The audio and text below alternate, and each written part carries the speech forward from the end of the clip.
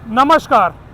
90 साल की उम्र में एक महिला जो एपीजे अब्दुल कलाम को चैलेंज कर रही थी और उससे कई साल पहले अंग्रेज़ों को।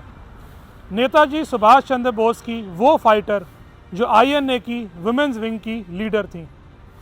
आज इंडिया नाउ एंड हाउ में मैं जिस फाइटर की बात कर रहा हूँ वो थी पद्म विभूषण डॉक्टर कैप्टन लक्ष्मी सहगल की कहानी।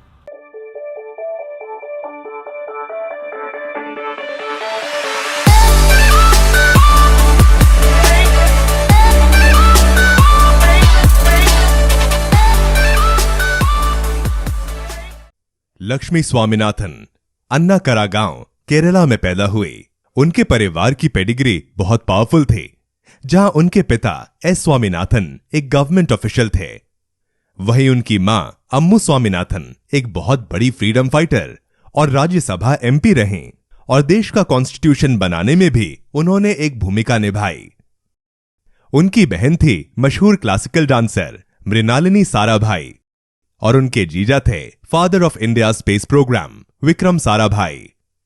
उनकी बेटी सुभाषिनी अली के बेटे हैं पॉपुलर बॉलीवुड डायरेक्टर शाद अली सहगल। चेन्नई के क्वींस मैरी कॉलेज से पढ़कर उन्होंने मद्रास मेडिकल कॉलेज से एमबीबीएस किया। उन्होंने 1930s में एक पायलट पीकेएन राव से शादी करी, पर वो शादी ज्यादा दिन तक नहीं चली। अपने दुख को दूर करने के लिए वो सिंगापुर शिफ्ट हो गई, जहां उनकी मुलाकात इंडियन नेशनल आर्मी के कुछ मेंबर्स से हुई। और यही वो टाइम था जब सेकेंड वर्ल्ड वॉर में हिटलर और जापान अपने पीक पर थे। 1942 में जापान ने अंग्रेजों से सिंगापुर जीत लिया था। पकड़े गए ब्रिटिश सिपाहियों में से जो भारतीय मूल के थे, उनको लक्ष्मी स्वामीनाथन ने काफी मदद करी और अगले साल तक नेताजी ने खुद आके उनकी कमान संभाली, उनको आईएनए का हिस्सा बनने के लिए प्रेरित किया। ये था उनकी लाइफ का बड़ा टर्निंग पॉइंट। नेताजी आईएनए की एक वुमेन्स विंग खोलना चाहते थे। जब ये बात लक्ष्मी स्वामीनाथन को पता चली तो वो नेताजी से मिलने गई। नेताजी उनसे इतना प्रभावित हुए कि उनको उस विंग का कमांडर बनाने के लिए उन्होंने वहीं हामी भर दी।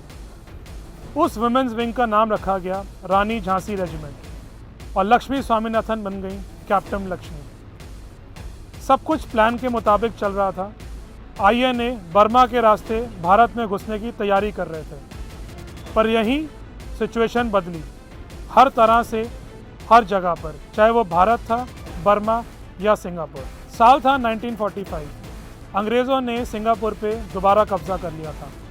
जापान और हिटलर बस हार की कगार पे थे। आईएनए ने जब बर्मा के रास्ते इम्फाल और कोहिमा पे हमले किए तो वो कई कारणों की वजह से असफल रहे। खुद कैप्टन लक्ष्मी को अंग्रेज़ों ने गिरफ्तार कर लिया और बर्मा भेज दिया। लेकिन फिर 1946 में कुछ ऐसा हुआ कि सिचुएशन उनकी फेवर में आई और उनको रिहा कर दिया गया। वो एक ऐसा किस्सा था जिसने पूरे देश को एकजुट कर दिया था और उस किस्से से उनकी मुलाकात आईएनए के एक ऐसे सिपाही से हुई जिनसे उन्होंने 1 साल बाद ही शादी कर ली। 1945 में जैसे जैसे जापान हारता रहा, वैसे ही आईएनए के कई और सैनिक भी गिरफ्तार हुए। 1946 में उनमें से 3 सिपाहियों को दिल्ली के लाल किले पर सजा सुनानी थी। वो 3 सिपाही थे कर्नल प्रेम सहगल, कर्नल गुरबख्श सिंह ढिल्लों और मेजर जनरल शाहनवाज खां। उन तीनों को फांसी की सजा देना तय था, लेकिन आम लोगों में इस बात का बहुत गुस्सा था और वो सड़कों पर प्रदर्शन करने आ गए। वर्ल्ड वॉर के बाद से थकी ब्रिटिश सरकार की हिम्मत तब और टूटी जब रॉयल इंडियन नेवी में लगभग सभी भारतीय सिपाहियों ने अंग्रेजों से विरोध कर दिया। इतने प्रेशर के बाद सरकार को उन तीनों को बरी करना पड़ा। कैप्टन सहगल की मुलाकात कर्नल प्रेम सहगल से हुई और कुछ ही महीनों बाद उन दोनों ने शादी कर ली और वो बन गई कैप्टन लक्ष्मी सहगल। देश इसके बाद आजाद हुआ और कैप्टन सहगल ने आखिरकार एक आम जीवन जीना शुरू कर दिया। कुछ 20-25 सालों बाद उन्होंने पॉलिटिक्स में उतरने का फैसला किया और 1970s में उन्होंने सीपीआई-एम को ज्वाइन किया और राज्यसभा में आई।